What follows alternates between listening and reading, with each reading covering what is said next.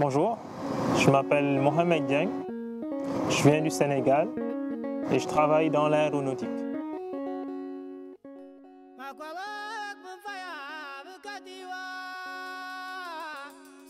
Bonjour, mon nom est Sita Bittori Jerry, je viens du Congo et je suis analyste informatique. My name is Thomas Tiwoldemadin. I am Eritrean and I am a computer engineer. Mon nom est Bakary Mbadiala Diarra. Je viens du Mali et j'enseigne le droit et la criminologie à l'Université de Montréal. Hi, my name is Henok Gebrezgi.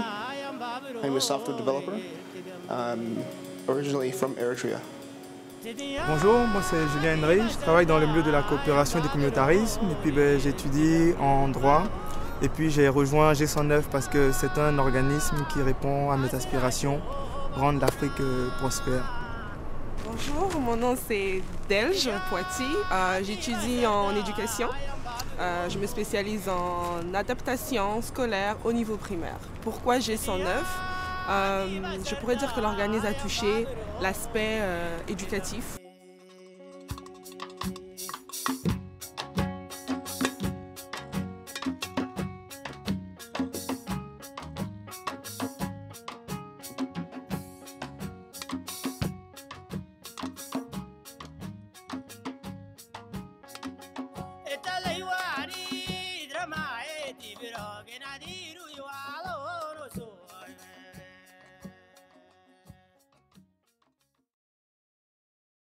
Alors mon intérêt pour l'aéronautique m'est venu déjà dès le bas âge.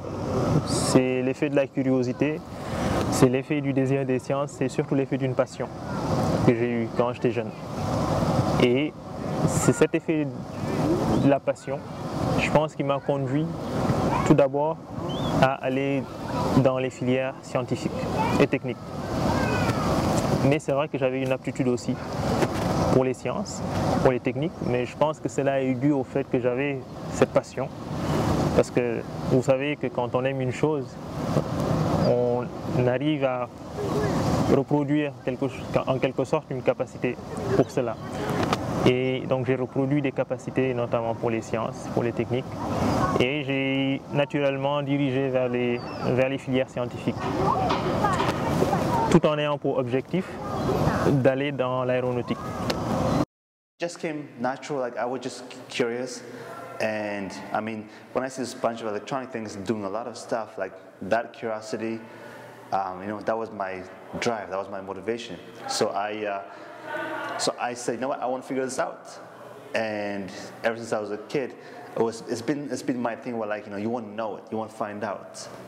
And I know as I grew up, I realized that, by doing software engineering and electrical engineering is how I can really find out what's inside those things. And I mean, when I did computer engineering and it was in my second year, I was working with transistors, capacitors, like electronic parts, and I was putting them together, to make like radios, to make software programs, computer games, like that. That was my dream for me to be able to make that. Something as a kid, it was like magic to me, but now I'm making that. So that's my motivation.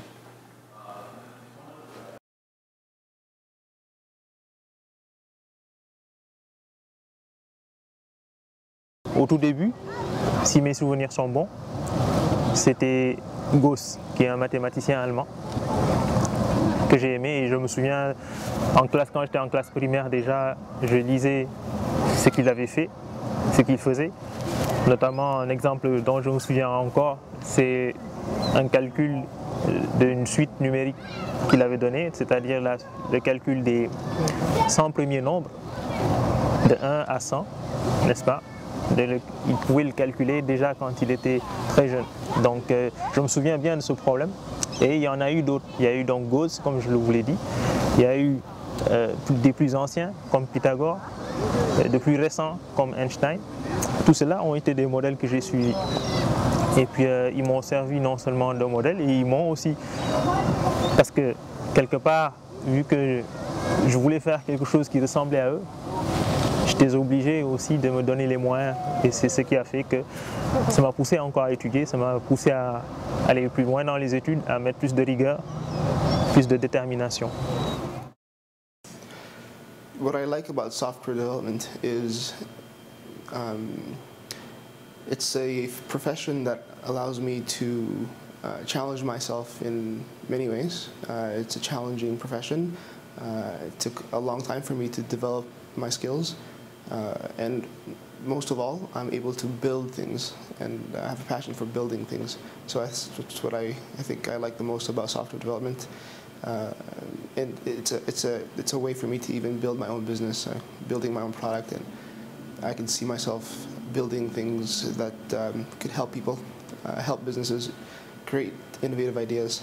Je me suis dit peut-être plus tard en Afrique ou autre ça va servir parce que à l'école on n'avait pas d'ordinateur, on n'avait pas de PC. Je me suis dit peut-être qu'un jour je deviendrai enseignant, professeur en informatique, je vais enseigner les gens et c'est pourquoi c'est ce qui m'a motivé à apprendre un peu plus en informatique.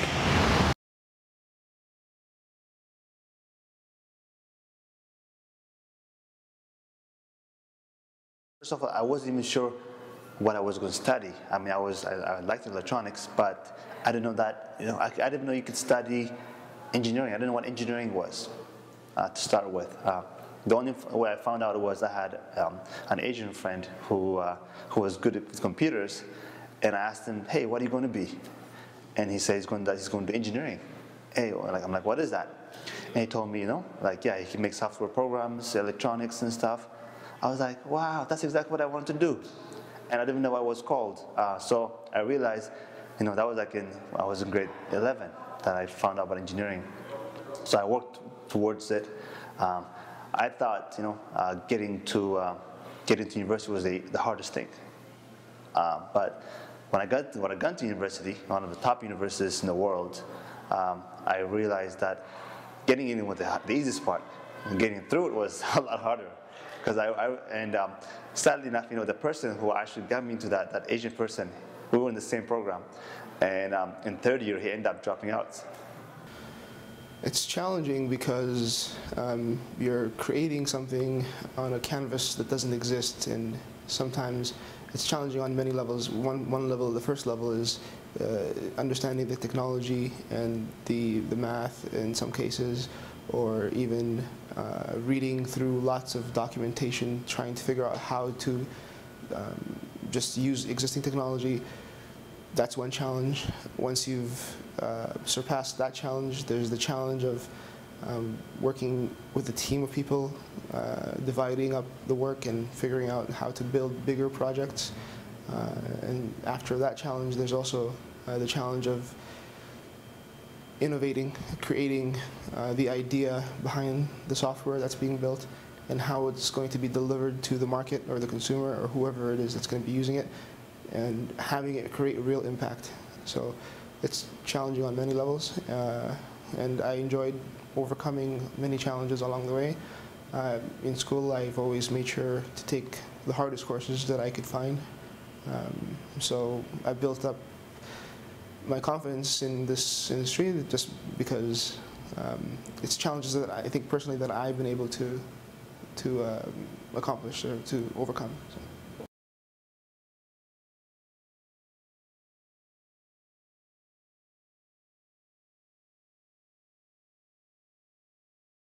En 2008, j'ai eu le bonheur d'aller en Afrique du Sud, à Johannesburg.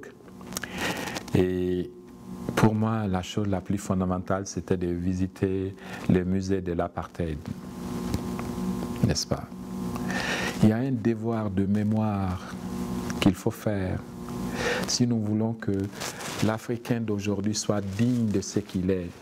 Il faut qu'il soit capable de s'assumer, de n'avoir pas honte de ce qu'il a été dans l'histoire, n'est-ce pas? L'Afrique n'a pas toujours été dominée. Beaucoup de gens ignorent cela. Moi, si je parle par exemple de mon exemple du Congo-Brazzaville, j'ai appris à l'école la France. J'ai appris toutes les guerres, j'ai appris un peu la Première Guerre mondiale, la Première Guerre de ceci, pour la Deuxième Guerre mondiale, peu importe. Mais Les guerres du Congo, ou la colonisation, la traite négrière, vite fait. Tu vois, je ne sais pas comment ça s'est passé, la construction du Congo, tout ça. On nous a expliqué ça, mais vaguement. Mais on n'a pas mis l'accent sur l'histoire du Congo, la construction du Congo, les dialectes, les ethnies et tout ça là. Ça, on ne nous apprend pas nécessairement ça à l'école. Et je trouve que c'est déplorable parce qu'on perd notre identité.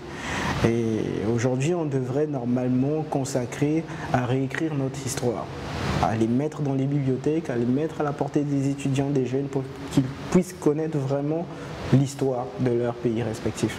Luckily, I have very patriotic parents, and they're always talking about Eritrea, so I didn't have that much of a problem. But once I started to sort of dig into it myself and research about where I came from and the history, and asking my father and challenging him in certain parts of our history and asking questions and things like that, you know, you should come out of it feeling proud of yourself. We have a proud history. Nos langues ne sont pas des langues dans la conception, et on enseigne ça aux Africains. Votre langue n'est pas une langue, c'est un dialecte, n'est-ce pas? Ou c'est une langue pire, vernaculaire. Et donc, la connotation est tellement négative que l'enfant africain aura tendance à penser s'élever au rang de l'humanité en méprisant sa langue en faveur de la langue de la personne qui l'a dominée. Vous savez, je vais vous dire une chose, si quelqu'un arrive à vous imposer son discours, il ne fait pas que ça. Il vous désigne votre place dans la relation. Et effectivement, notre place dans la relation est la place la moins enviable. La place enviable, c'est la personne dont on fait la promotion de la culture, n'est-ce pas?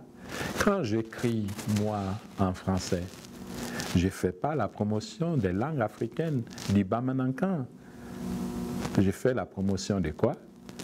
Je fais la promotion de la langue française. Mais, pire que ça, quand j'oblige mes enfants à ne parler que la langue française, et donc je participe à quoi? Au suicide culturel.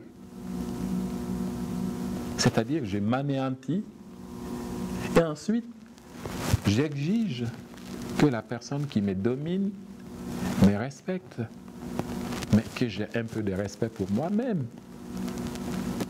52 ans après les indépendances, vous voyez encore les États africains chanter leur hymne dans la langue des gens qui les ont violés. C'est honteux. Si les Africains veulent s'élever au rang des autres peuples, il faut qu'ils aient du respect pour ce qu'ils sont. Il ne faut pas qu'ils aient honte d'être ce qu'ils sont. Je suis né dans un milieu bama, donc j'aurais été beaucoup plus, n'est-ce pas, performant si j'écrivais, je pensais, n'est-ce pas, en Bamanankan. Maintenant, je dois penser, n'est-ce pas, autrement. Et la difficulté, c'est quoi? C'est de transposer les éléments culturels. Avant que le colonisateur français, anglais, portugais et autres ne viennent, italiens ne viennent en Afrique, les Africains communiquaient.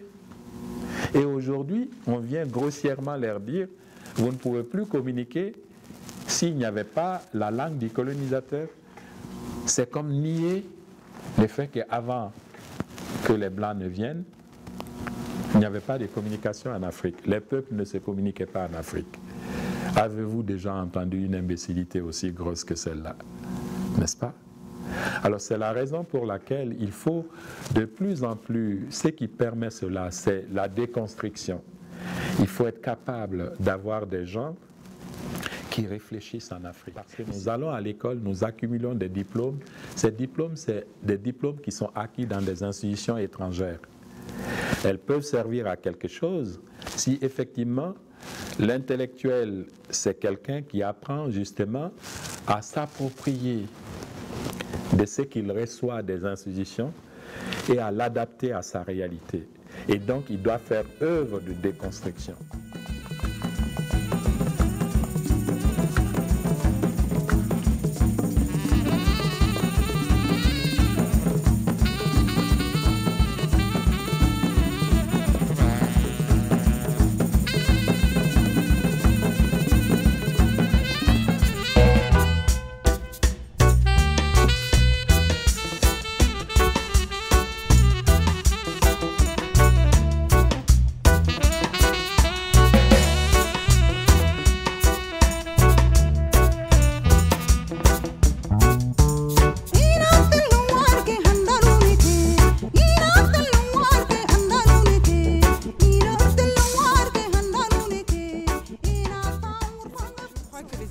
Africains peuvent apporter une grande différence. L'expérience en Afrique nous apprend, si on voit les dictateurs africains, si on voit comment nos parents étaient élevés, nos grands-parents, nous apprend que l'éducation, c'est important, certes, mais l'expérience aussi est très importante. Je pense que les jeunes Africains doivent prendre l'initiative de créer et non de tout simplement suivre. C'est-à-dire, oui, on a un cheminement. On passe de la préscolaire au lycée, à l'université et ça y est, nombreux d'entre nous on s'arrête là. On applique pour un boulot ou pour un poste, on veut tous travailler au ministère ou encore on veut tous quitter nos pays. Je pense que si on réalise l'opportunité que nous avons, nous sommes dans un continent où tout est à créer, ou quasiment tout, et il y a beaucoup d'enjeux et on a vraiment besoin d'entrepreneuriat et je crois fortement que l'étudiant qui vient de graduer ou qui est à l'université peut apporter un côté expérience, initiative, utiliser vraiment ce qu'il a pour créer quelque chose. Aujourd'hui, on est à l'heure des technologies, des inventions et il faut faire partie de ce mouvement ou diriger ce mouvement.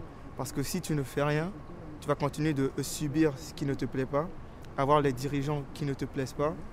Il est très important que nous agissions ensemble, c'est pour ça que j'ai rejoint CG109, tout comme mes autres collaborateurs. Et je trouve que je peux faire une différence pour mon continent.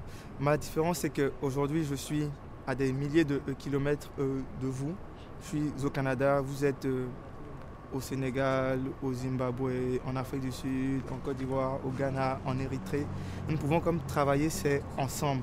La technologie nous le permet. Cette parole de travailler, c'est ensemble.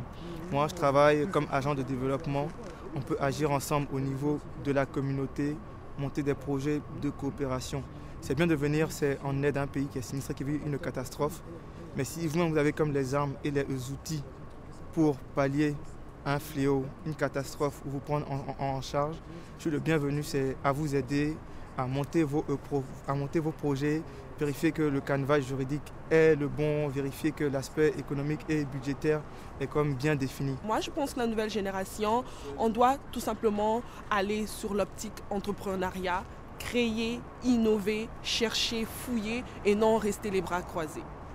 Et c'est un peu l'initiative de G109 et c'est un peu de réunir en fait les Africains d'ailleurs pour qu'on se regroupe ensemble, que tu sois érythréenne, que tu sois congolais, que tu sois ivoirien, béninois, togolais, sénégalais, mais qu'on se retrouve ensemble et qu'on essaie de s'entendre pour avoir un idéal commun pour l'Afrique. Je pense que déjà, nous les jeunes, si on arrive à prendre cette initiative et qu'on arrive à s'entendre et qu'on arrive à faire avancer des choses, ça peut être un modèle pour l'Afrique. So my message to students in Africa is to really put education as #1 priority. Bridge the gaps between African people from other parts of Africa and start to create groups that network and that communicate with other Africans. Mon message pour l'Afrique, ça va être un message surtout d'espoir. Notamment, ce message s'appliquerait aussi pour les gens qui luttent aussi pour l'Afrique, qui continuent à œuvrer, à donner le maximum d'eux-mêmes. Mon message principal, ce serait de ne pas baisser les bras, de continuer à lutter, de continuer à œuvrer, de toujours se donner à fond et de savoir que la nuit peut être très longue, mais le jour finit par se lever en fin de compte.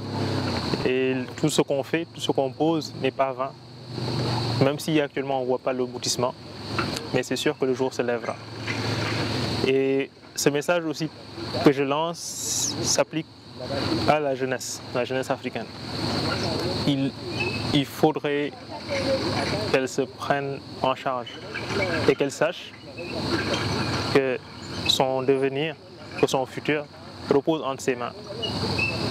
Et ce n'est que par là qu'on pourra s'en sortir, et notamment par la détermination, par le travail. Ce sont justement ces principales choses qui font que notre avenir sera plus radieux.